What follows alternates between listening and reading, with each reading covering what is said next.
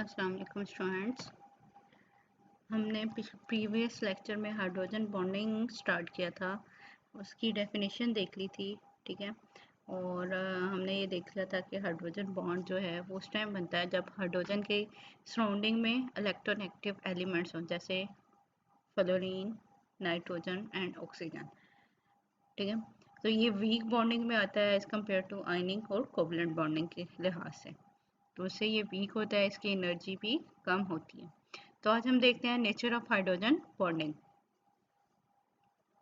A hydrogen atom have electronic configuration 1s1 and can form either one covalent or ionic bond. हमें पता है इसकी electronic configuration हमारे पास 1s1 है, तो ये या तो कोवलेंट बॉन्ड बनाएगा या फिर एक आयनिक बॉन्ड बना सकता है। Since 2s and 2p orbital are too high to be involved in the formation of bonds, so following theories are adopted to explain the nature of hydrogen bonding. हमारे पास क्या है कि एनर्जी का difference बहुत ज़्यादा होता है 2s और 2p का, तो इसलिए वो बॉन्डिंग में इन्वॉल्व नहीं होते, सिर्फ और सिर्फ 1s1 इन्वॉल्व है यहाँ पे, क्योंकि इसके पास इलेक्ट्रॉन भी एक ही है। तो फर्स्ट थ्योरी इसके लिए हमारे पास कौन सी है, वो इलेक्ट्रोस्टैटिक अप्रोच है। Since hydrogen bonding occur between hydrogen and a very electronegative element, so electrostatic forces must be responsible for such type of bonds. कि यहाँ पे हमारे पास क्या है, इलेक्ट्रोनेगेटिव एलिमेंट्स जो सबसे ज़्यादा आपको पता है फ्लोरीन है, ठीक है। फ्लोरीन और ऑक्सीजन और नाइट्रोजन अगर है हमारे पास, तो ये हमारे पास इलेक्ट्रोनेगेटिव एलिमेंट्स हैं, तो उनके दरमियान में बॉन्ड बन रहा है, तो इसका मतलब है कि वो इलेक्ट्रोनेगेटिव हैं, तो इसका मतलब है हाइड्रोजन क्या होगी, इलेक्ट्रोपॉजिटिव होगा। तो उनके दरमियान में जो अट्रैक्शन होती है वो इलेक्ट्रोस्टैटिक यानी आयनिक बॉन्ड्स की तरह की फोर्सेस होंगी यहाँ पे। सेकंड ट्रीटमेंट क्या है, वो ये कहती है कि वैलेंस बॉन्ड के थ्रू जो है यानी कोवलेंट बॉन्ड बन रहा है, तो ये उसको हम वैलेंस बॉन्ड ट्रीटमेंट कहते हैं। In this treatment the covalent contribution to hydrogen bond is emphasised. For example the following structure are contributing toward the hydrogen bonding, ठीक है। कि सबसे पहले हमारे पास क्या है कि हाइड्रोजन किसी भी एक एलिमेंट के साथ अटैच है, वो उसका क्या है, कोवलेंट बॉन्ड है, और दूसरा हाइड्रोजन जो है जहाँ पे हाइड्रोजन बॉन्डिंग हो रही है वो बी के साथ, एच की बी के साथ, तो उसे डॉटेड लाइन से शो किया जा रहा है, और ये शो किया जा रहा है कि ये हमारे पास क्या है, कोवलेंट बॉन्ड है ए और एच का, ठीक है। या क्या हो सकता है, ए इलेक्ट्रोनेगेटिव एलिमेंट्स हो सकता है और एच क्या है, इलेक्ट्रोपॉजिटिव है, तो इसका मतलब है इनके दरमियान में बॉन्डिंग कौन सी है, इसकी बॉन्डिंग क्या है, आयनिक है। और एक ऑप्शन ये भी हो सकती है कि इलेक्ट्रोपॉजिटिव हाइड्रोजन और इलेक्ट्रोनेगेटिव जो है एलिमेंट, उसके दरमियान में और बी जो है उसके दरमियान में कोवलेंट बॉन्ड हो, ठीक है। तीनों तरह की हमारे पास जो है कंट्रीब्यूशन हो सकती है, लेकिन यहाँ पे कोवलेंट कैरेक्टर को शो किया जा रहा है ज़्यादा, कि ये यहाँ पे कोवलेंट बॉन्डिंग भी हो सकती है हाइड्रोजन और बी के दरमियान में। थर्ड अप्रोच है हमारे पास मॉलिक्यूलर ऑर्बिटल ट्रीटमेंट। हमने नेक्स्ट चैप्टर के अंदर ये सारी स्टडी भी करनी है, मॉलिक्यूलर ऑर्बिटल थ्योरी को, ठीक है। Pymentel has considered hydrogen bond based upon molecular orbital theory. Thus, linear contribution combination of s atomic orbitals of the hydrogen and p orbitals of electronegative element would form hydrogen bond. कि hydrogen का क्या है, s orbital है, और जो दूसरा electronegative elements है उसका p ऑर्बिटल मिलके हमारे पास हाइड्रोजन बॉन्डिंग बनाते हैं। और ये जैसे आपको मैंने बताया था कि जितने एटम्स मिल रहे होते हैं उतने मॉलिक्यूलर ऑर्बिटल्स भी बन रहे होते हैं, कोई हाफ जो है वो हमारे पास बॉन्डिंग होते हैं और हाफ जो होते हैं एंटी बॉन्डिंग होते हैं। तो इसीलिए हमारे पास क्या है, bonding, non bonding and anti bonding orbital are produce, ठीक है। इसको डिटेल में हमने नेक्स्ट चैप्टर में भी देखना है, मॉलिक्यूलर ऑर्बिटल थ्योरी को।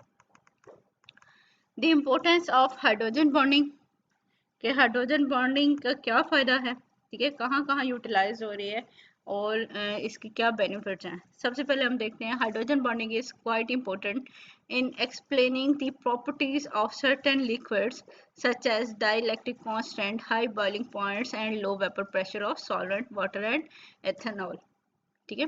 अब जिन कंपाउंड्स के अंदर हाइड्रोजन बॉन्डिंग होगी, जैसे वाटर है, अल्कोहल है, तो उनके क्या होंगे, उनकी प्रॉपर्टीज जो दूसरे सॉल्वेंट्स हैं, दूसरे मॉलिक्यूल्स हैं, उनसे डिफरेंट हो सकती हैं।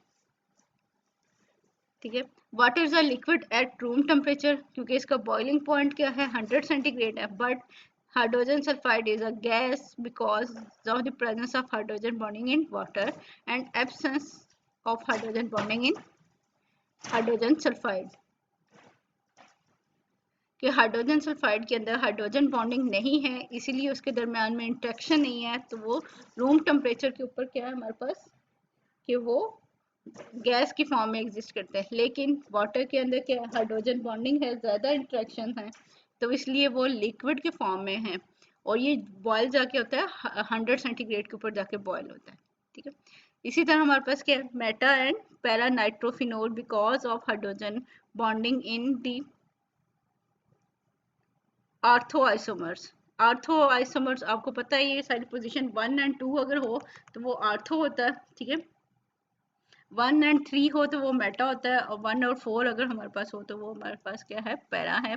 तो हमारे पास अगर हम नाइट्रोफिनोल की बात करें, तो जिसका मेटा एंड पैरा है, उनके अंदर इंटरमॉलिक्यूलर हाइड्रोजन बॉन्डिंग होती है। इंटरमॉलिक्यूलर वो होती है जो एक मॉलिक्यूल की दूसरे मॉलिक्यूल के साथ हो। ठीक है, और इंट्रा क्या होती है, एक मॉलिक्यूल के अंदर ही बॉन्डिंग हो। ठीक है, अब यहाँ पे क्या the, meta and para isomer show intermolecular association which causes increase in boiling points. कि जब दो मॉलिक्यूल्स के दरमियान में इंटरेक्शन होगी तो उनके दरमियान में क्या है, वो ज़्यादा एक दूसरे से इंटरेक्शन शो करेंगे और ज़्यादा उनका बॉन्ड मजबूत होगा, तो इसलिए उसका बॉइलिंग पॉइंट क्या होता है, हाई होगा। Since orthonitrophenol has hydrogen bond in its molecule, यानी इसके अंदर इंट्रा मॉलिक्यूलर है, it can not show intermolecular association and can readily be separated from one another having low boiling points. अब ortho में क्या है, इसकी दूसरे मॉलिक्यूल के साथ इंट्रैक्शन नहीं है, इसकी अपने अंदर ही है, तो इसका मतलब है इसको दूसरे मॉलिक्यूल से सेपरेट करना हमारे लिए ईजी है, यानी कि इसका बॉइलिंग पॉइंट जो है वो कम है as compare to meta and para isomers के। क्यों, क्योंकि उनके अंदर हाइड्रोजन बॉन्डिंग होती है जो कि इंटर हाइड्रोजन बॉन्डिंग है, जिसकी वजह से बॉन्डिंग स्ट्रॉन्ग हो जाती है, तो वहां पे बॉइलिंग पॉइंट्स और मेल्टिंग पॉइंट्स भी स्ट्रॉन्ग हो जाते हैं उनके। सेकेंड पॉइंट हमारे पास, hydrogen bond energies are relatively small and chemical reaction which involve breaking of bond, weak bond take place readily. ये हमारे पास क्या है, वीक जो है बॉन्डिंग है एज कम्पेयर टू आयनिक और कोवलेंट। ठीक है, तो यहाँ पे क्या है कि ये बॉन्ड जो है बड़े इजीली ब्रेक हो जाएगा और जल्दी रिएक्शन हो जाता है। Thus the biochemical system undergo smooth and rapid chemical reaction. अब बायोकेमिकल रिएक्शन जो है हमारे पास स्मूथ है और रैपिड है, क्योंकि उनके दरमियान में, मॉलिक्यूल के दरमियान में हाइड्रोजन बॉन्डिंग होती है। बहुत सारी प्रोटीन्स के दरमियान में डीएनए के जो रिएक्शंस हुए, ठीक है, डीएनए की बाइंडिंग, एक स्ट्रैंड की दूसरे स्ट्रैंड के साथ बाइंडिंग भी वो जो है हाइड्रोजन बॉन्डिंग होती है उसके दरमियान है। दस अच्छा, hydrogen bonding is in protein is very important in biological function such as oxygen transport and storage. वो किसके थ्रू होती है, हीमोग्लोबिन के थ्रू होती है। ठीक है, वो भी वहाँ पे क्या है कि हाइड्रोजन बॉन्डिंग बनती है, तो वो ऑक्सीजन ट्रांसपोर्ट होती है। Regulation of metabolism, control of heredity transmission and various enzyme reaction. कि यहाँ पे हमारे पास जो डीएनए कि जो हेरिडिटी मटेरियल है हमारे पास, उसकी ट्रांसमिशन कैसे हो रही है, उसमें बॉन्डिंग कैसे है, वो हाइड्रोजन है बॉन्डिंग है। एंजाइम्स के रिएक्शन में, ठीक है, मेटाबॉलिज्म के और बहुत सारे रिएक्शन है, इवन ऑक्सीजन की स्टोरेज और उसकी ट्रांसपोर्ट के अंदर हाइड्रोजन बॉन्डिंग इन्वॉल्व है। तो ये रैपिड रिएक्शन होते हैं थोड़े से, क्योंकि इनको ब्रेक करना हाइड्रोजन बॉन्डिंग को ईजी होता है, तो वो जल्दी ब्रेक भी हो जाते हैं और जल्दी रिएक्शन भी शो करते हैं material. Structure of nucleic acid has hydrogen bond which play a major role in its behavior in molecular biochemical processes। कि ये जो हमारे पास न्यूक्लिक एसिड हैं, आरएनए और डीएनए, ठीक है, इनके अंदर भी हाइड्रोजन बॉन्डिंग प्रेजेंट होती है। Special characteristics of water are due to hydrogen bonding in its molecule. के वाटर की जो स्पेसिफिक कैरेक्टरिस्टिक्स हैं, ठीक है, वो किसकी वजह से, हाइड्रोजन बॉन्डिंग के ऊपर आपको एग्जांपल दिया है कि अगर H2S है तो वो गैस है रूम टेम्परेचर पे, लेकिन वाटर क्या है, लिक्विड है। ठीक है। 0 सेंटीग्रेड से लेके 100 सेंटीग्रेड तक ये लिक्विड के तौर पे रहता है। कोई भी ऐसा सॉल्वेंट नहीं है जिसकी इतनी ज़्यादा टेम्परेचर रेंज के ऊपर वो लिक्विड में रहे। बहुत सारे सॉल्वेंट जो है बड़ी जल्दी इवेपोरेट हो जाते हैं, यानी उनके लो मेल्टिंग पॉइंट्स हैं, बॉइलिंग पॉइंट्स हैं। ठीक है, तो ये वाटर की एक स्पेसिफिक करेक्टरिस्टिक्स हैं और उसकी बेस हमारे पास क्या है, इसकी हाइड्रोजन बॉन्डिंग है। Thus, water has unusually high heat of vaporization and specific heat कि इसकी heat of vaporization बहुत high है। ठीक है, water इतनी ज़्यादा देर तक liquid state में रहता है। Therefore, water act as a large thermostat and confines the temperature of the earth within the moderate limit कि ये thermostat के तौर पे act होता है कि temperature को balance रखता है। ठीक है, आप इसको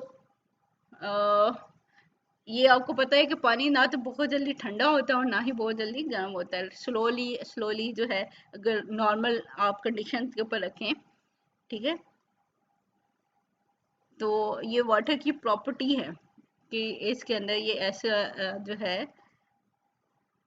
ये शो करता है। और रीजन इसकी हमारे पास क्या है, hydrogen bonding.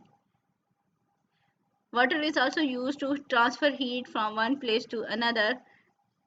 That is why it is used in automobile radiator heating system and solar energy collectors. इसको heat transfer करने के लिए भी use किया जाता है.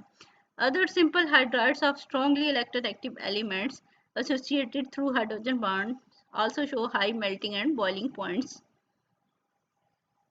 ठीक है, अगर इसी तरह वाटर के अलावा भी अगर इलेक्ट्रोनेगेटिव एलिमेंट्स ने हाइड्रोजन बॉन्डिंग बनाई हुई है तो उन कंपाउंड्स के क्या होंगे, मेल्टिंग पॉइंट्स और बॉइलिंग पॉइंट्स ज़्यादा होंगे। नेक्स्ट पॉइंट है हमारे पास, hydrogen bonding is responsible for unexpected high solubilities of compounds containing hydrogen and nitrogen in solvent having one or more hydrogen atom on a fairly electronegative elements। कि हमारे पास क्या है कि वो कंपाउंड जिनके अंदर नाइट्रोजन हो या ऑक्सीजन हो, तो उनके अंदर क्या हो सकती है, हाइड्रोजन बॉन्डिंग ज़्यादा बन सकती है और वो कोई भी कंपाउंड्स हैं जो हैं वो दूसरे सब्सटेंस को ज़्यादा सोलेबल कर सकते हैं।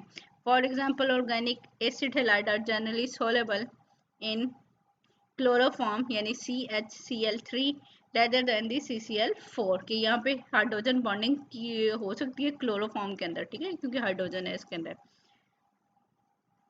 लेकिन CCl4 में हाइड्रोजन बॉन्डिंग नहीं हो सकती, तो इसलिए बहुत सारे ऐसे कंपाउंड्स हैं जो कि क्लोरोफॉर्म में डिजॉल्व हो सकते हैं लेकिन CCl4 में नहीं हो सकते, वो नॉन पोलर है हमारे पास। The high solubility of ammonia in water is due in part to the formation of fairly strong hydrogen bonding between them कि अगर हम अमोनिया को वाटर में डिजॉल्व करना चाहें, ठीक है, क्यों, तो वो क्यों होती है, क्योंकि दोनों के दरमियान में हाइड्रोजन बॉन्डिंग एग्जिस्ट करती है। नेक्स्ट है हमारे पास, many ionic compounds having oxygen in them are soluble in water due to hydration of anions through the formation of hydrogen bond. बहुत सारे कंपाउंड जिनके अंदर ऑक्सीजन होती है वो वाटर में सोलेबल क्यों है कि उनके दरमियान में भी हाइड्रोजन बॉन्ड ही है। Hydrogen bond are important in determining the crystal structure of some compounds. Thus, hydrogen bond in crystalline oxalic acid may produce either two-dimensional lattice layer, the alpha form, और one-dimensional chain beta form की hydrogen bonding की वजह से किसी भी compound के different crystalline structure बन सकते हैं। ठीक है, एग्जांपल आपको दी जा रही है ऑक्सैलिक एसिड की कि उसकी अगर टू डायमेंशनल लेयर लैटिस बनेगी तो वो अल्फा फॉर्म है, और अगर वन डायमेंशनल बनेगी चेन्स की फॉर्म में वो बीटा फॉर्म होगी। नेक्स्ट बड़े इंपॉर्टेंट है हमारे पास, due to hydrogen bonding water show maximum density at 4 centigrade. On further cooling to 0 centigrade, density decreases with the expansion in volume of ice। क्या आपको पता है जब भी हम पानी से हम आइस बना रहे होते हैं तो उसका वॉल्यूम इंक्रीज आ जाता है क्योंकि आइस में एम्प्टी स्पेसेस ज़्यादा है, तो एम्प्टी स्पेसेस ज़्यादा है, वॉल्यूम इंक्रीज होगा, वॉल्यूम इंक्रीज होता है तो आपको पता है डेंसिटी डिक्रीज होती है। तो क्योंकि डेंसिटी और वॉल्यूम का इन्वर्स रिलेशनशिप है, तो वाटर की मैक्सिमम डेंसिटी 4 सेंटीग्रेड तक है, उसके बाद अगर हम नीचे जा रहे हैं, मीन टेम्परेचर लो कर रहे हैं, तो वॉल्यूम इंक्रीज होता जाएगा, तो इसका मतलब है डेंसिटी डिक्रीज होती जाएगी। Water pipe burst if temperature fall below 0 centigrade, कि 0 सेंटीग्रेड से भी नीचे जाए। जैसे बहुत सारे कंट्रीज में टेम्परेचर लो होता है, तो आपको पता है गाड़ियों के अंदर जो है रेडिएटर्स कूलिंग को मेंटेन करने के लिए, आई थिंक उसको रेडिएटर्स कहते हैं, मॉडरेटर्स या रेडिएटर्स कहते हैं उसको, तो वो ऐड किए जाते हैं ताकि वो पानी को जो है ना फ्रीज ना होने दें। एंटी फ्रीजिंग, हाँ उसे कहते हैं एंटी फ्रीजिंग एजेंट कहते हैं, कि वो ऐड किए जाते हैं ताकि पाइप्स के अंदर जो है पेट्रोल जो है वो फ्रीज ना हो सके, या वो जो पाइप अंदर हम पानी ऐड कर रहे होते हैं तो वो भी जो है उसकी बैटरी वगैरह के अंदर, तो उसको भी फ्रीज ना होने दें। Ice float on the surface of water. Ice क्यों फ्लोट करती है सरफेस ऑफ वाटर पे? क्योंकि उसकी डेंसिटी वाटर से कम होती है। This has a great advantage as various elements and fish remain unaffected by the ice formation on the surface of water.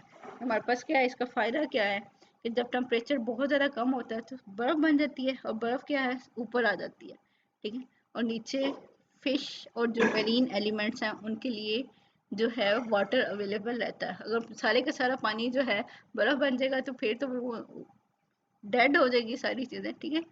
तो ये बर्फ़ का ये भी फ़ायदा है कि वो ऊपर आ जाती है, ठीक है, और बर्फ़ में आपको पता है हाइड्रोजन बॉन्डिंग ज़्यादा होती है एज़ कम्पेयर टू वाटर के, तो जिसकी वजह से जो आइस की वजह से जो फिश और मेरीन एलिमेंट्स हैं वो नीचे जो वाटर है उसके अंदर सरवाइव कर जाते हैं।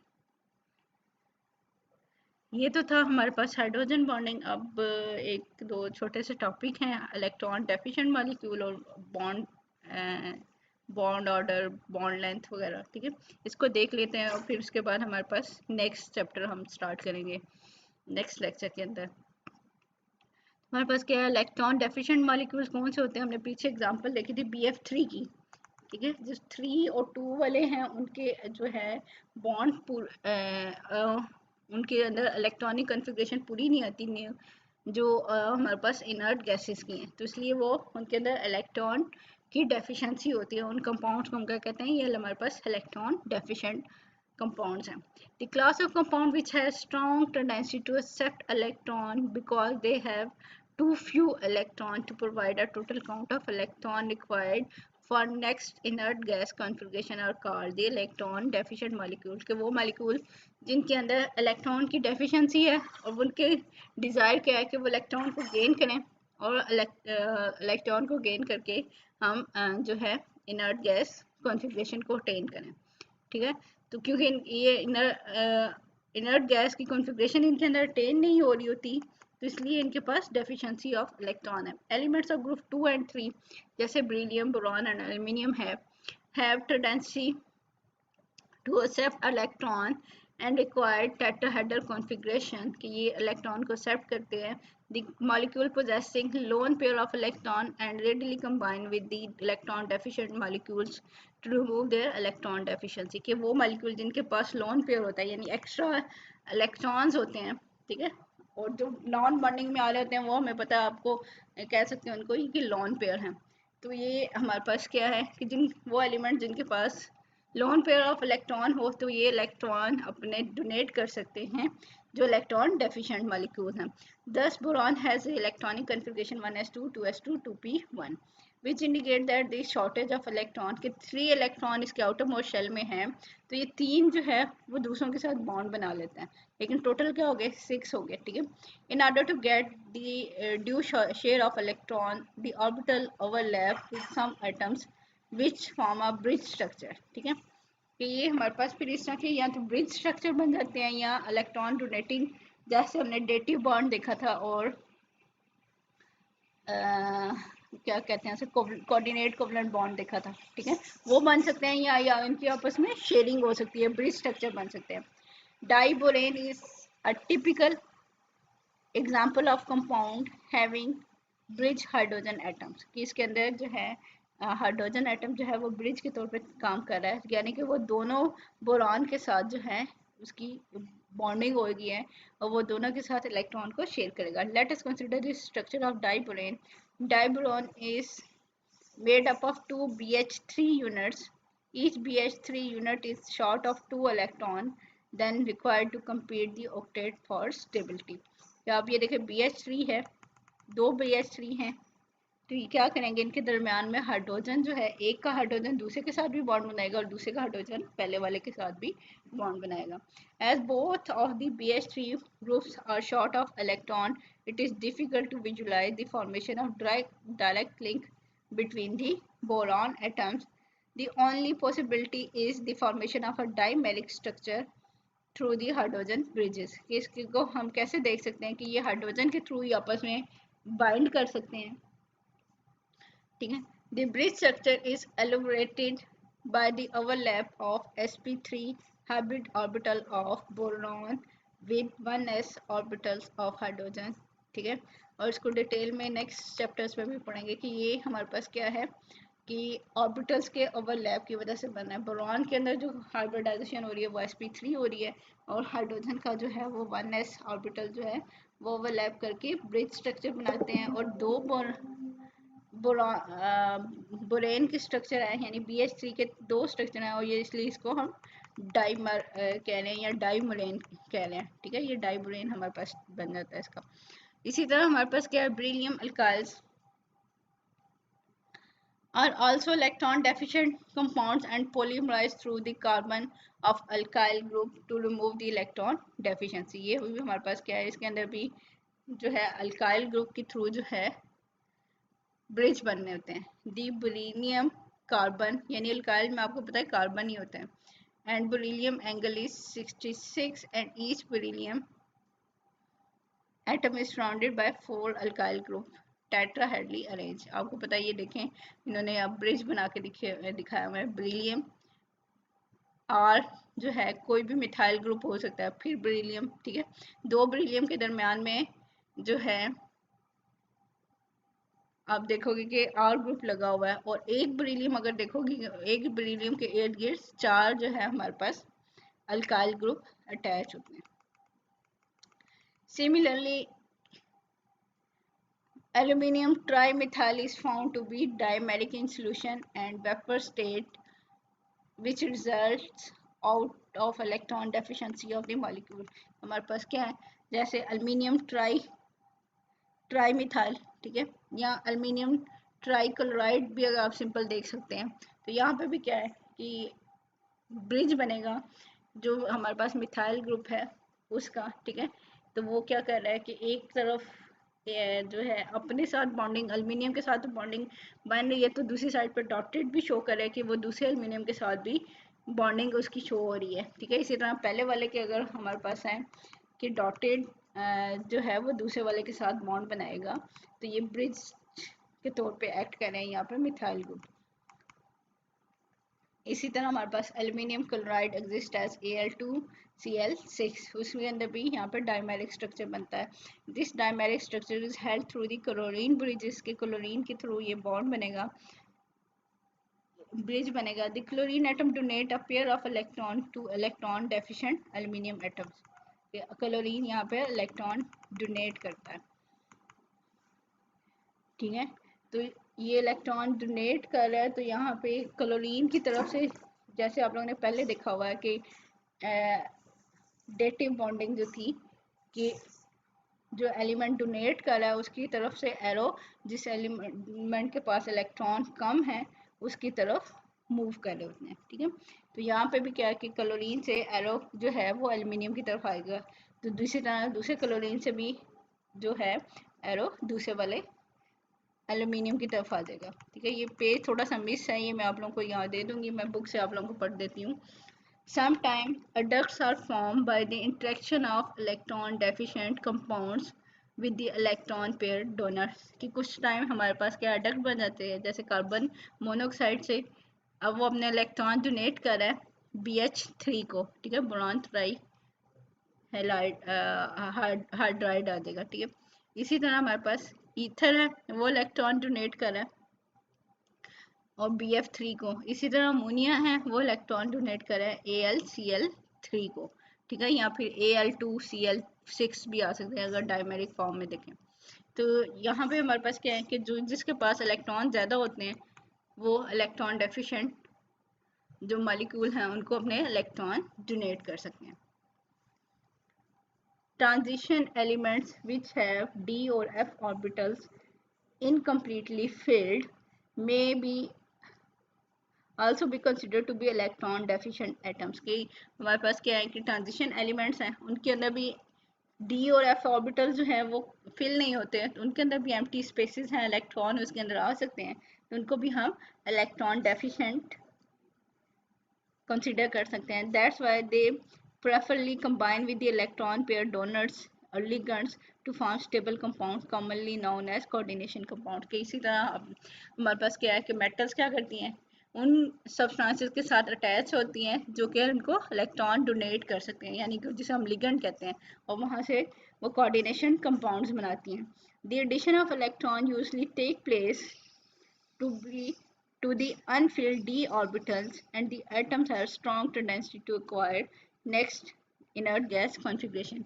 कि जो इनकमिंग इलेक्ट्रॉन है वो कहाँ पे आ रहे हैं, डी ऑर्बिटल्स के अंदर, क्योंकि ट्रांजिशन मेटल्स हैं, ठीक है। जो अनफिल्ड डी ऑर्बिटल है उसके अंदर इलेक्ट्रॉन आ जाएंगे, और मेटल जो है वो next inert gas configuration attain कर सकती है। Thus the important consequence of electron deficiency in molecule is to be behave as electron pair acceptor। कि जो मॉलिक्यूल जिसके पास इलेक्ट्रॉन कम है तो वो सेप्टर के तौर पे एक्ट करेगा, यानी इलेक्ट्रॉन डेफिशिएंट मॉलिक्यूल जो हैं वो हमारे पास इलेक्ट्रॉन पेयर एक्सेप्टर है, या और जो चीज़ इलेक्ट्रॉन को एक्सेप्ट करती है वो एसिड होती है, तो वो हमारे पास लेविस एसिड है, which will react with the electron pair donors. कि ये रिएक्ट किसके साथ करते हैं, इलेक्ट्रॉन पेयर डोनर्स के साथ, यानी कि लेविस बेसिस के साथ ये रिएक्ट करते हैं, ठीक है। लेविस बेसिस इलेक्ट्रॉन डोनेट करती हैं और लेविस एसिड जो है इलेक्ट्रॉन गेन कर रहे होते हैं। नेक्स्ट है हमारे पास bond length and bond strength, कि इनका आपस में क्या रिलेशनशिप है। The distance between the nuclei of two atom forming a covalent bond is called bond length. हमें पता है कि दो न्यूक्लियस के दरमियान में जो बॉन्ड बना होता है, ठीक है, जो उनका डिस्टेंस है, कोवलेंट अगर बॉन्ड बना हुआ है तो उसका जो डिस्टेंस है उसको हम हाफ कर दें तो उसका रेडियस होता है, और उस डिस्टेंस को हम क्या कहते हैं, ये हमारे पास बॉन्ड लेंथ है। The bond length is generally determined other by the electron diffraction से मेजर कर सकते हैं, एक्सरे डायफ्रैक्शन से या स्पेक्ट्रल स्टडी से, और by a combination of these method, कि किसी भी इन मेथड्स को कंबाइन करके भी हम यूज़ कर सकते हैं, स्टडी कर सकते हैं। The bond length will be given to the nearest 0.01 angstrom unit, ठीक है। और हमें पता है कि बॉन्ड लेंथ की ये यूनिट्स होती हैं, और ये अगर हम 1 एंगस्ट्रॉम जो है 10⁻⁻8 सेंटीमीटर और 0.1 नैनोमीटर के इक्वल होता है, या आप ये कह सकते हो 10⁻10 मीटर के इक्वल हो सकता है। The covalent bond length between the two atom is often independent of the nature of molecule और लेटेस्ट कंटेनिंग सच बॉन्ड, के समटाइम ये जो है नेचर ऑफ मॉलिक्यूल से इंडिपेंडेंट होती हैं, ये डिपेंड नहीं करते ये, ठीक है। Thus, in the most of the aliphatic hydrocarbons, the carbon-carbon single bond is very close to 1.54 angstrom and the same length as the carbon-carbon bond in the diamond। कि अभी हमने ऊपर बात किया कि ये नेचर ऑफ मॉलिक्यूल से independent होती है, यानी कि कार्बन कार्बन की बॉन्ड है चाहे वो किस भी कंपाउंड में है, डायमंड में है या फिर हाइड्रोकार्बन में, एलिफेटिक में, ठीक है। तो दोनों के अंदर ये बॉन्ड जो है वो क्या होगी, सेम ही रहेगी, ठीक है। इसलिए यहाँ पे कहा जा रहा है कि ये मॉलिक्यूल की नेचर पे डिपेंड नहीं कर रही है, ठीक है।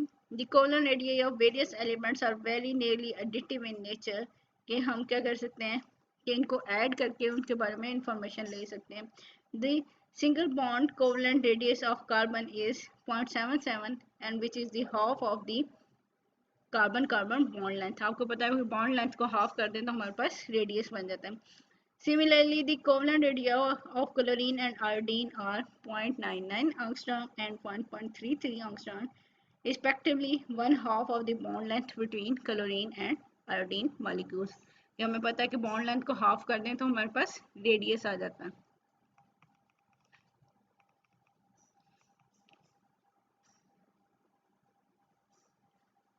As the difference in electronegativities of two bonded atom increases, the bond is shortened। कि जितना हमारे पास क्या है इलेक्ट्रोनेगेटिविटी का डिफरेंस ज़्यादा होता जाएगा, बॉन्ड उतना ही छोटा होता जाएगा। द डिपार्चर फ्रॉम आइडेंटिटी और बॉन्ड लेंथ टेक प्लेस, के हमारे पास क्या है कि हम उसको हाफ करके उसे ऐसे नहीं निकाल सकते. For example the covalent radius of fluorine and silicon add up to give the bond length of 1.81 whereas silicon fluorine bond length is 1.54 to 1.59.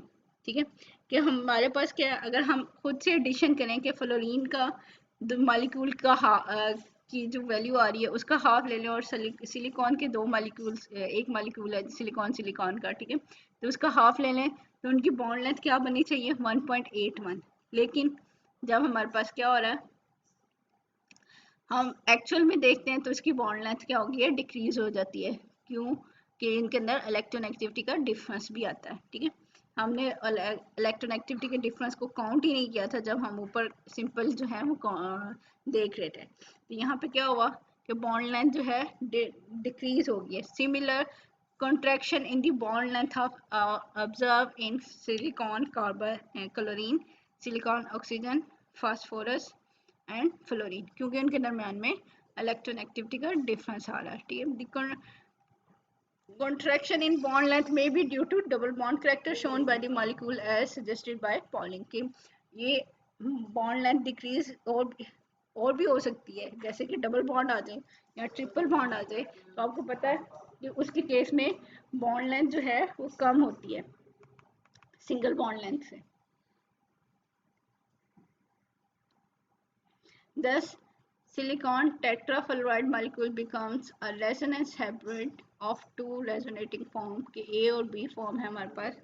कि फ्लोरीन से इलेक्ट्रॉन जो है क्या हो सकता है, सिलिकॉन की तरफ आ सकता है.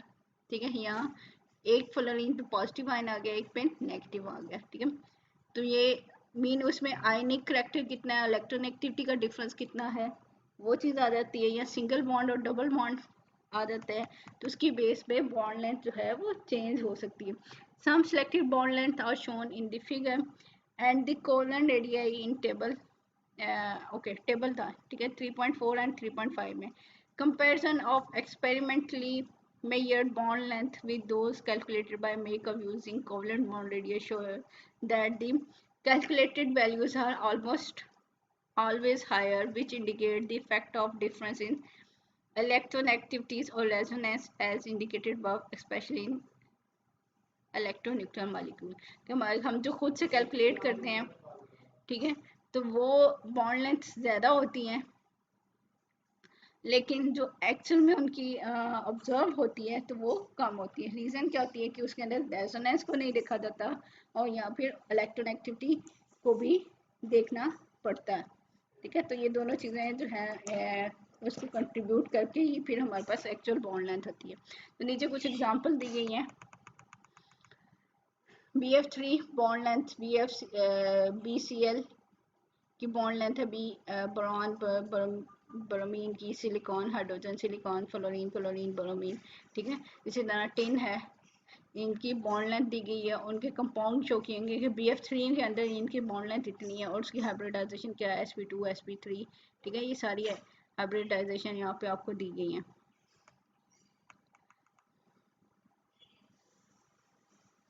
तो एक्चुअल और जो कैलकुलेटेड है उनको डिफरेंस जो आता है, ठीक है, उसको हम कैसे करेक्ट कर सकते हैं. A corrected bond length can be calculated in these cases by using the equation proposed by Schomaker कि रेडियस ऑफ ए बी, ठीक है, जिसे हम लिख रहे हैं R A B is equal to R of A plus R of B minus 0.09 delta.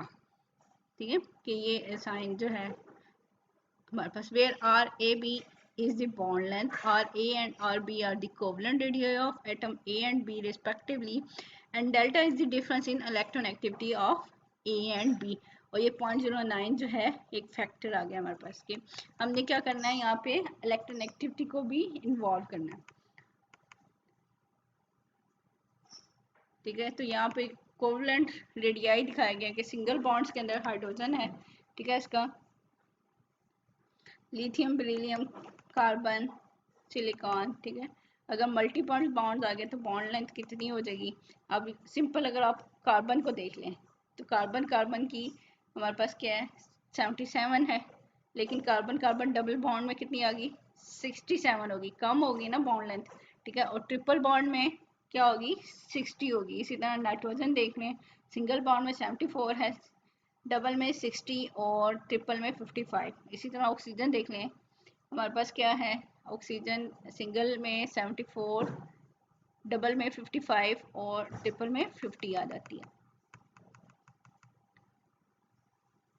और अगर हम ऊपर से नीचे देखें किसी एक पीरियड अगर हाँ हम लेफ्ट से राइट देखें तो हमारे पास क्या है कि बॉन्ड लेंथ क्या हो रही है डिक्रीज हो रही है। Lithium beryllium boron carbon nitrogen oxygen fluorine में बॉन्ड लेंथ क्या हो रही है डिक्रीज हो रही है लेफ्ट टू राइट, लेकिन ऊपर से नीचे हमारे पास क्या हो रही है इंक्रीज, ठीक है। जैसे कार्बन 77 है, सिलिकॉन 117 है, जर्मेनियम 122 है।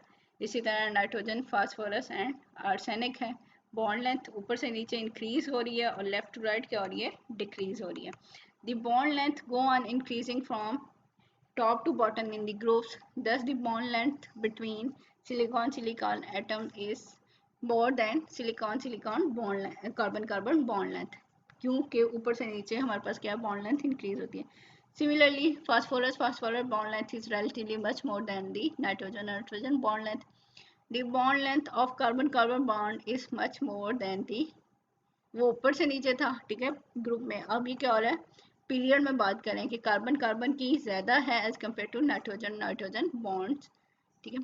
Two factor are important in determining the bond length. पहला क्या है increase in nuclear charge will pull the electron with the greater force and would decrease the bond length, के लेफ्ट टू राइट हमें पता है कि nuclear charge increase हो रहा है और बॉन्ड लेंथ डिक्रीज हो जाती है। दूसरा क्या है radius of the shall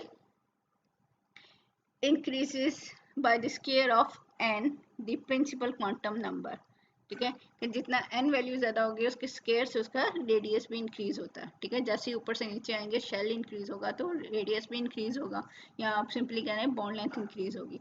the shortening of bond length from left to right in a period, जैसे कार्बन कार्बन से nitrogen nitrogen can be attributed to the pull by the increase in nuclear charge with the same value of n, कि यहाँ पे shell तो same है, just electron increase होने के साथ साथ प्रोटॉन भी इंक्रीज हो रहे हैं जिसकी पुल ज़्यादा होती जा रही है। As the atomic radius increases from top to bottom in the group, जैसे कि आपने देख लिया कि नाइट्रोजन से फास्फोरस में इंक्रीज हो रहा है, कार्बन से सिलिकॉन पे आए तो एटॉमिक रेडियाई जो है वो इंक्रीज होता है। The effect of effective nuclear charge on the electron decrease and with the addition of more and more electron greater forces of repulsion would be set up, जिसकी वजह से जो है एटॉमिक साइज इंक्रीज हो जाता है या बॉन्ड लेंथ भी इंक्रीज हो जाता है। Consequently bond length would increase.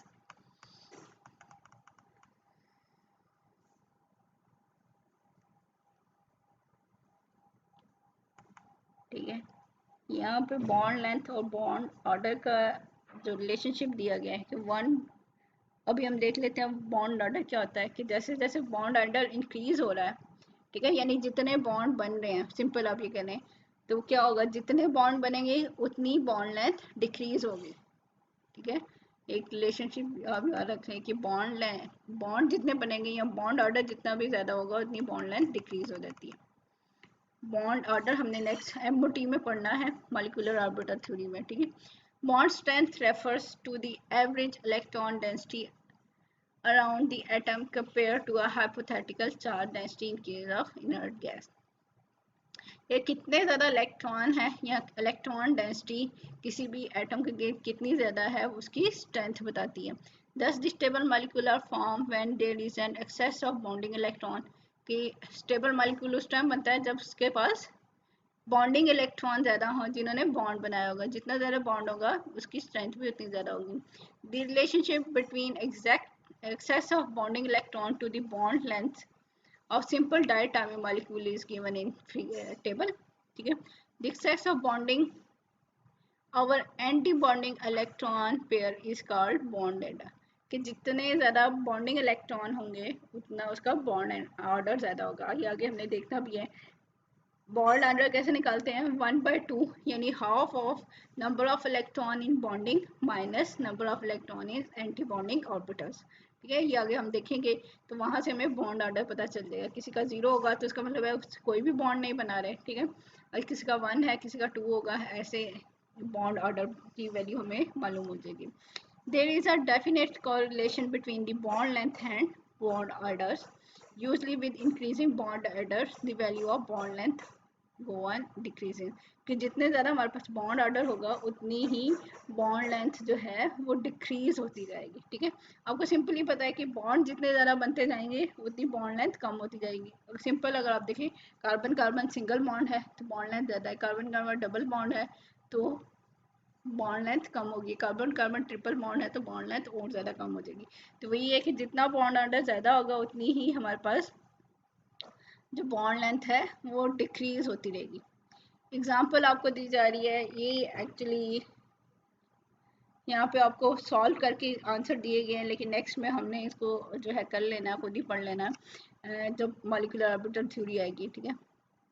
Pairs in bonding electron, pairs in anti bonding electron, ठीक है। तो वहाँ से बॉन्डिंग इलेक्ट्रॉन को निकाल सकते हैं, मीन कि हम जो है बॉन्ड ऑर्डर की वैल्यू निकाल सकते हैं। तो इसका ये जो है नेक्स्ट चैप्टर के अंदर जो है हम लोग ने ये सारी वैलेंस बॉन्ड थ्योरी और मॉलिक्यूलर ऑर्बिटल थ्योरी पढ़नी है, तो वहाँ पे ये सारी चीज़ें आ जाएंगी। तो यहाँ पे बॉन्ड ऑर्डर के बारे में भी इंफॉर्मेशन आपको मिल जाएगी सारी, ठीक है। तो ये तो था आज का चैप्टर लेक्चर जो कि कंप्लीट हो गया, और ये चैप्टर भी कंप्लीट हो गया। आप लोगों ने अच्छे से तैयार कर लेना और मिड के लिए भी तैयार कर लेना इसको।